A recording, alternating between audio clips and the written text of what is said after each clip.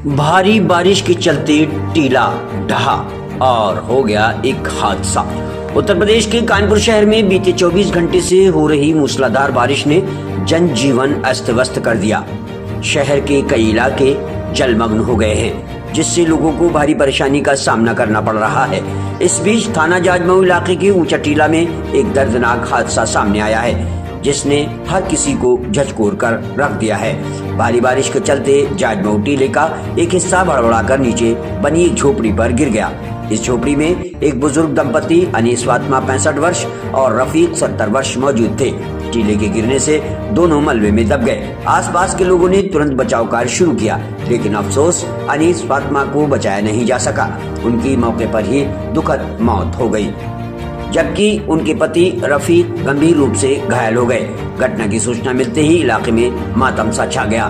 स्थानीय निवासी मोहम्मद कामरान ने बताया कि उन्हें घटना की जानकारी सुबह 11 बजे मिली, जिसके बाद उन्होंने तुरंत बचाव कार्य शुरू किया।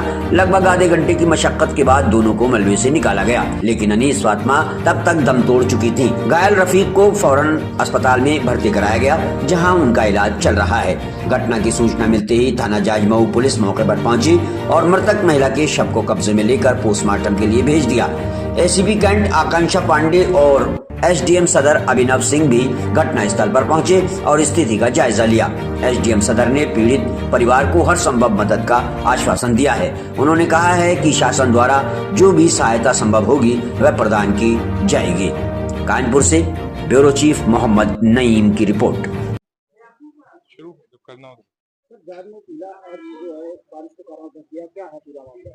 तो हमें अभी सूचना प्राप्त हुई थी कि यहाँ जाजमऊ थाना क्षेत्र के अंतर्गत जो जिन्नात की मस्जिद है, उसके पास ही एक बुजुर्ग लोग हैं जिनके ऊपर मलबा गिरने की बात सामने आई थी। तो वहाँ पे जो लोकल्स थे उनकी मदद से उनको पहले रेस्क्यू किया गया, फिर काशीराम अस्पताल लाया गया। तब तक प्रशासन और एसीपी कैंट भी साथ में मौजूद है। हम लोग भी यहाँ पे अस्पताल आए। यहाँ पे प्रकरण को देखने के बाद अनफॉर्चुनेटली जो अनीस फातिमा उनकी तो मृत्यु हो गई है। जो उनके हस्बैंड है शफीक जी, उनको पहले लोगों ने वहीं पे दिखवाया था लोकल हॉस्पिटल में, बट उनको हम लोग ने वापस पुनः काशीराम में अभी भर्ती करा दिया है, जिससे उनकी अच्छे से जांच हो सके और अभी उनका ख्याल रखा जा रहा है।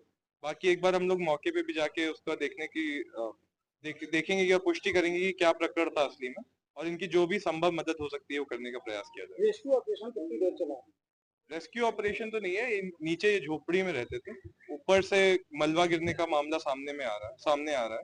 करीब आधे घंटे लगे मलबा हटाने में। बाकी संबंधित अधिकारियों को सूचित भी कर दिया गया और हम लोग स्वयं भी मौके पे जाके एक बार उसकी और तहकीकात करेंगे कि ऐसा क्यों हुआ और बाकी के वहाँ पे बाकी के परिवारगण जो वहाँ पे वो सुरक्षित है। क्या मामला है? जाजमऊ टीला धसा है, क्या घटना हुई है? दरअसल सुबह ये हादसा क्योंकि बरसात लगातार 2 दिनों से हो रही है और ऐसा पूर्व में भी कई बार हुआ है कि जो गंगा के किनारे घर बने हुए हैं उनके ऊपर टीले क्योंकि ऐतिहासिक हैं, उसकी मिट्टी कई बार गिर चुकी। इससे पहले पूर्व में हादसे हुए हैं। ये जो महिला है अनीस फातिमा, ये मलबे में लगभग 11 बजे दब गई थी। इसकी सूचना हम लोग को 11:15 बजे मिली और 11:30 बजे इनको हम लोगों ने रेस्क्यू कर लिया था। इनके जो हस्बैंड है मोहम्मद शफीक, वो थोड़े से इंजर्ड हैं, जिनको हम लोगों ने बड़ी मशक्कत के बाद बचाया था। और अनीस फातिमा को क्योंकि बचाने में हम लोग थोड़ा सा लेट हो गए थे, जिसकी वजह से उनका इंतकाल हो गया। ये क्या कहते हैं, किसकी लापरवाही मानी? लापरवाही किसी की नहीं, क्योंकि ये हमारा कानपुर का ये जो गंगा के किनारे के इलाके ये सब ऐतिहासिक है। यहाँ पे सैकड़ों सालों से लोग रह रहे हैं और क्योंकि ये हादसे हो सकते हैं, हादसों को रोका नहीं जा सकता है, उनसे बचा जा सकता है। लगातार बारिश हो रही है, इससे क्या कहें? अब ये तो कुदरत का निजाम है।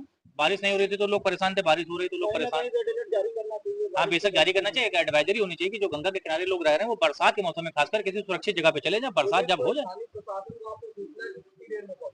पुलिस को सूचना नहीं दी थी, लेकिन पुलिस को सूचना मिलने के बाद पुलिस वहाँ पे आधे घंटे के बाद पहुंच गई थी। ना प्रशासन से कोई दिक्कत है, ना शासन से कोई प्रॉब्लम है, क्योंकि ये हमारी संवैधानिक जिम्मेदारी बनती है कि इस तरह के हादसे होने पर हम लोग तो कंधे से कंधा मिलाकर साथ में खड़े हो जाए।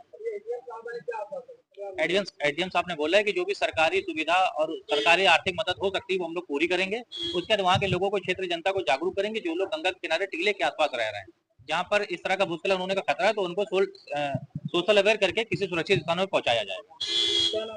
मोहम्मद कामरान, पूर्व प्रत्याशी जाजमऊ वार्ड 96।